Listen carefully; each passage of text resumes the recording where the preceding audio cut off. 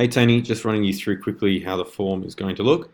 So this will be the first page. Once they click through the ad, this will pop up on their um, in their newsfeed, Facebook newsfeed. So I've just got free property developer training. In this free short 8-minute training, you will discover how to see profit in any renovation deal before you buy. Learn the simple 3-step process that is proven to work for any property deal.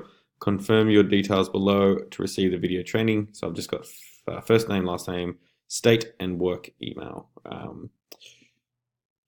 Then once they submit that, they'll go to terms and conditions, submit that through to the thank you page with the website.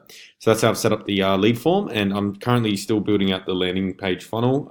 And once I chat with Simon, I'll be able to connect it all up and finalize that. But the landing page is looking like it might be a little bit later, might be Monday now, just it's getting late in the week and it's probably still got a little bit to do. I'll work on that tomorrow, but as long as we can get the lead form up and running before the weekend, that would be great. So I look forward to chatting to you guys and speak soon.